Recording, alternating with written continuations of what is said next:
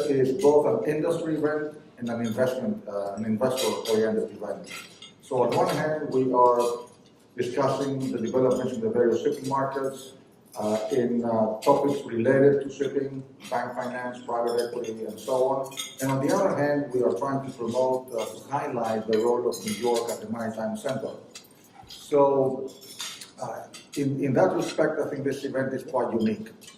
I would say my thanks, first of all, to DNB that is partnering with us for the second year in a row, and they have been sharing the heavy lifting of this event with us. As you may have noticed, we had 2 tracks running today. We also had a 3rd track with one-on-one meetings. So it's been a very active day. I'd like to thank all the sponsors of the event. I will not go down the list, but I'd like to thank them all for being very loyal sponsors and supporters of our event all the time. I would like to acknowledge Sam Ruda, who is with us today. I was talking about exactly how we highlight the role of New York at the Maritime Center, and he's the head of business development at the Port Authority of New York and New Jersey. He gave a very interesting presentation, and I think his presentation exactly showed how the Port of New York ties into the global shipping community. So we're delighted to have him with us. And without taking more time, again, tremendous thanks also to my staff. We had another great conference in London 2 weeks ago, so thank you to my teammates for putting another great event together today. And I'd like to invite Clay Maitland, who is the chairman of New York Maritime, the head of the advocacy organization that talks about New York, to share his thoughts with us. And I will also close by saying that Ted Janik is going to introduce our keynote speaker. I think we could not have a better keynote speaker and honoree today than John Hadjipateras. He embodies, tremendous qualities. I won't go down the line, but I think he embodies exactly what this conference is all about, that we have a major global player in the shipping markets who is also operating out of New York. So with him, we combine a great name, a great industry player, a great track record, and a great presence in New York. So we're delighted really to have him with us. And I will let Clay take over from me. Again, from my point, thank you very much.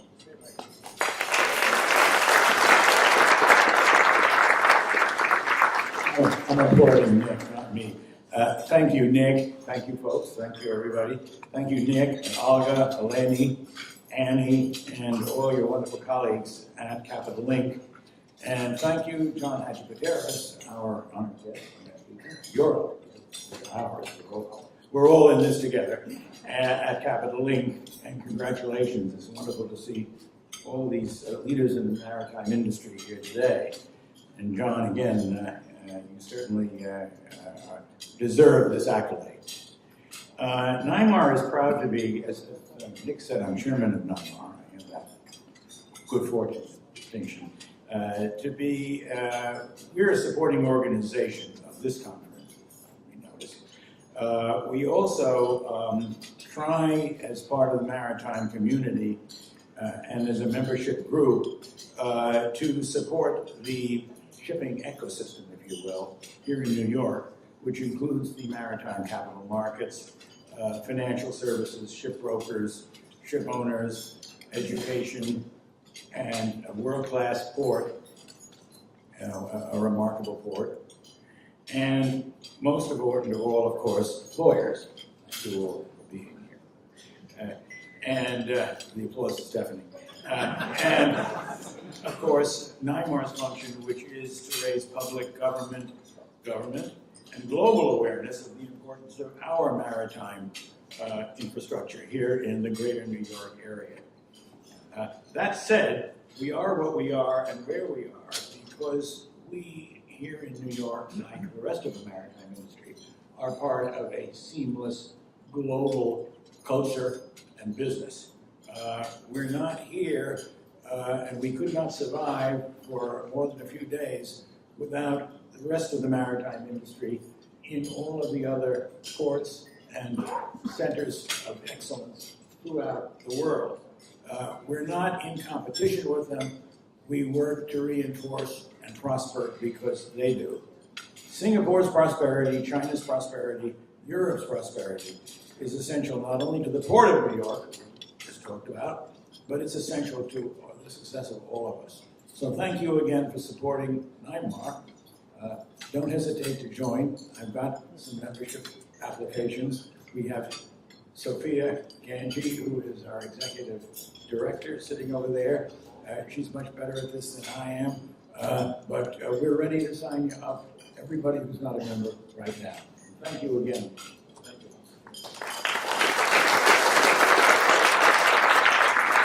Well, thank you to Blake. It's been a great friend and mentor and supporter. And I didn't mention Andrew Chen, who is the head of business development of the New York Economic Development Corporation, because he's not here at lunch today. But I wanted to mention him because it shows exactly how this conference represents the broader maritime economy of the city and the state, and of course with heavy preponderance on the international and the global shipping markets. And now I will ask Ted Chaddick, the head of DNB Capital Markets, to join us, and I'd like to thank him and his team for his partnership and for doing the heavy lifting with us. Thank you.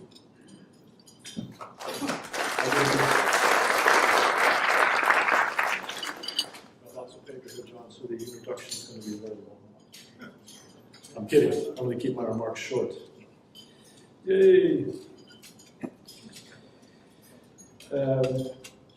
So I just wanted to give a few thoughts about today's keynote speaker, John Hadjipateras. As we know, John is the chairman of the board and CEO of Dorian LPG, a leading LPG shipping company listed here in New York on the New York Stock Exchange. He's had a long and very distinguished career, certainly in international shipping and in other pursuits. Over that career, he's held a number of industry-related executive positions. I'm not going to detail them here. And as well, is very actively involved in a leadership capacity with a number of important charities, both based in the UK and in Greece, which are focused on working to benefit children.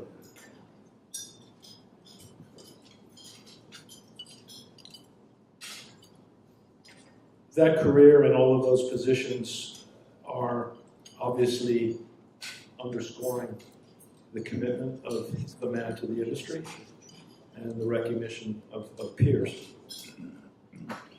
But when I thought about what I wanted to say about John Hadjipateras, I really wanted to emphasize rather his very strong belief in and adherence to traditional shipping values. He's spent over 40 years in the business. It is in his blood and in his genes.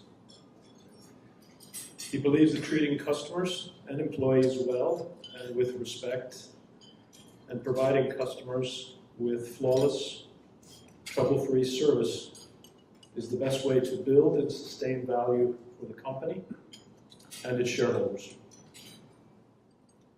He has remained true to these values while transitioning Dorian's shipping business from a privately owned one to the publicly listed company that he heads today, and in the process as well significantly expanding the business. As I think we all know, shipping is a service business and one where the regulatory environment is becoming increasingly restrictive. Taking care of the customers and gaining their trust is truly a daily challenge and an increasingly difficult one. And I think that John's core business values will continue to be a positive influence on the company's performance and shareholder returns in the years ahead. So with that, it gives me great pleasure to introduce John Hadjipateras as today's lunch and keynote speaker. Thank you.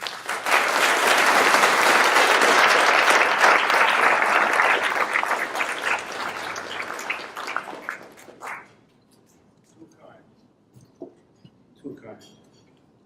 Thank you, Ted. I thought I'd start with a quote which illustrates that the shipping markets are not in a new normal phase. It comes from a section on cycles in Martin Stopford's book, Maritime Economics. This is it. The philanthropy of this great body of traders, the ship owners, is evidently inexhaustible. For after 5 years of unprofitable work, their energy is as unflagging as ever, and the amount of tonnage under construction and on order guarantees a long continuance of present low freight rates and an effectual check against increased cost of overseas carriage. Sound familiar? The author is a London shipbroker, and the date is 1894. So in the 1800s, ship owners were already being lured by the siren calls of the shipyards. I'm guessing that would have been the case many years before as well, and certainly has been the case in the intervening years since. The consequence, of course, is volatility, often extreme. Here is briefly a sampling. In 1920, the new building cost to an owner for a freighter was £210,000. Between 1924 and 1930, it averaged £48,000, a 77% drop. Recently, as everyone in this room must know, a Cape Bunker new building rose from below 40 million to more than 100 million and fell back to below 40 million in the space of roughly 10 years. Of course, this same volatility also made people a lot of money. A modern freighter bought for £6,000 in 1933 sold for £54,000 in 1935. The price of a Liberty ship, which was $135,000 in 1962, was $300,000 in 1963. Liberty ships, which had been built in the 40s, were still trading in the 60s. I saw Elucid Bay as an 11-year-old boy in 1961, filled with scores of ships at anchor, tied bow to stern in batches of 5 or 6, as far as the eye could see. It was same again time, some 15 years later, after the building boom of tankers, following an unstoppable expansion in the oil trade from the Middle East, which of course did stop after the Arab oil embargo. The Norwegian fjords were also graced by the sights of enormous brand new tankers, having sailed often empty from Japan to wait for the market to turn, which of course did turn. The cheapest VLGC purchased by Dorian's principals was an 8-year-old ship for $3.5 million in 1982. The best sale, less than 10 years later, was for a 2-year younger ship for more than $30 million. Owners, supported by financiers, be they bankers or investors, and lured by shipyards, who in turn may be subsidized directly or indirectly, will continue to oversupply the market following periods of healthy returns, and thus beget periods of trial and misery. And those same periods of trial and misery provide the springboard for renewal. Changes aren't permanent, but change is. So much for volatility. The cycles, of course, need to be managed. First, survival, then opportunity. Navigating the cycles, however, is only part of the story. Adapting to and adopting change is the other. What are the changes, and hence the opportunities, which will address the challenges of today? At Dorian, we saw the universal increase in an environmental sensitivity as an opportunity, and the shale revolution provided us the springboard. While my family's seafaring tradition dates back more than 150 years, Dorian LPG was founded in 2013 when we went through a rapid expansion, expanding 19 VLGCs. In 2014, we listed on the New York Stock Exchange and trade under the symbol LPG. We're both an owner and operator of VLGCs. LPG ships are highly engineered and exacting technical specifications are required for commercial acceptance. We provide in-house technical management for all our ships. And together with Phoenix Tankers, a subsidiary of Mitsui OSK, we manage our jointly owned Helios LPG pool from offices in Singapore and London. Our pool is the second biggest operator of VLGCs in the world and a leading provider of LPG transportation from the USA. Our own fleet has an average age of around 3.5 years, the youngest in the industry. Our cargo LPG is a fossil fuel which is a naturally occurring byproduct of both oil and natural gas production. Its lower emissions and relatively modest infrastructure requirements position LPG to be the fuel of choice for many parts of the world. There are more than 1,000 applications for LPG. Hundreds of millions of people currently use LPG and depend on it for various uses such as industrial, transportation, farming, power generation, cooking, and heating. It has unique properties that allow it to be used everywhere, and LPG is referred to as the world's most multi-purpose energy. In 2016, LPG consumption increased by 3.7% compared with growth of just 1% in primary energy demand. Seaborne volumes have consistently risen over the past 5 years. LPG can contribute very meaningfully and directly to the well-being of people in emerging economies, as these numbers illustrate. Globally, over 3 billion people rely on biomass, kerosene, and coal for cooking and heating, which they typically burn in open fires and inefficient traditional stoves, often in poorly ventilated spaces. Over 4 million people die prematurely from indoor house pollution. That is more than malaria, HIV, AIDS, and TB combined. Burning wood and coal produces 150 times more carbon monoxide than LPG. LPG is highly portable, making it a convenient source of energy usable in remote places where ordinary gas supplies are unavailable or have been interrupted. In India, the Modi government declared 2016 the year of LPG consumer. Other Asian countries, including Korea, Indonesia, Vietnam, and Bangladesh, are also seeing strong growth in demand for LPG. Separately, and after many years of negotiating and wrangling among member countries, the IMO made a landmark decision to implement a global cap on sulfur emissions for the maritime industry. This will come into effect in 2020, and under it, the ships will have to use fuel with a sulfur content of no more than 0.5%, compared to currently 3.5%. The new requirement can be met either by burning marine diesel, a low sulfur compliant fuel oil, or owners may elect to install scrubbers which clean the emissions. At Dorian, we built a number of our ships to be easily retrofitted with scrubbers, should we pursue this option. And we're one of the few owners today who are operating ships with scrubbers and working. We're now looking at a third option and have engaged the American Bureau of Shipping to evaluate and provide in-depth engineering analysis to assess the costs and benefits of LPG as a bunker fuel.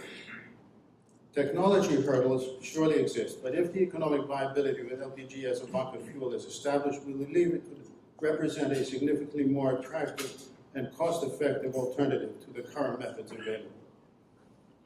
As one of the world's largest LPG transportation companies, we recognize our responsibility to look at ways to reduce our carbon footprint. Pursuit of sustainable goals is an opportunity. The shipping market is not homogeneous. This implies that some segments may prosper when others are performing badly. The divergence of cycles in the major shipping markets make each market unique with its own drivers. At face value, this is strange, as one would expect that demand in each market would be affected by overall global economic activity. This is a valid hypothesis, but it is supply that makes each market unique. The general rule is that supply, the fleet, today reflects expectations of demand formed 2 years ago. But unexpected shocks frequently cause deviation between expected and actual demand outcomes. This creates a mismatch between demand and supply that affects freight rates and asset prices, thereby differentiating the cycles of shipping markets. Applying these principles, we can discern the different prospects for the main shipping markets. I'm not going to comment today on the freight market for LPG. I believe that our ongoing commitment evidences our enthusiasm for that sector's prospects. There are headwinds that we face in the industry as a whole, despite the improvement in the macro and micro environments. In the US, the long-awaited Trump fiscal stimulus may never materialize, as the GOP has been divided on crucial policy issues in 2017. The fiscal stimulus in the EU in 2015-16, because of the influx of immigrants from the Middle East, has faded and has been supplanted by a mild contraction in 2017. The outcome of the German election was far from desired. Angela Merkel may have to form an alliance with the FDP and the Greens to form a government, a worse combination for Europe. And although Schäuble may no longer lead the finance ministry, his replacement, if it actually materialized by an FDP candidate, FDP may be worse for Europe. The UK is unsure on how to proceed with Brexit. Hardliners insist on a hard Brexit, which will be a disaster, and the US and the UK, and will adversely affect trade with Europe. The euphoria with Macron has dissipated, and he looks too small a man for uniting forces in the EU around him. Japan has not broken the deflationary spiral, despite the quantitative and qualitative easing of monetary policy. Inflation has increased, but the gains are due to imported inflation, with inflation remaining stubbornly low domestic. And although fiscal tightening in Japan has been postponed for many years, it cannot be avoided in the medium and long term. China has stimulated its economy through fiscal policy in 2017 with front loading, so Q1 was extremely strong, breaking the pattern for a weak first quarter in the dry market. The stimulus aimed at appeasing Trump and gaining confidence for a win-win strategy between the US and China is waning. That's the bad news. But for all that, and for all the challenges we have, I still believe that there's no better time and place to be a ship owner than today in New York City. Thank you.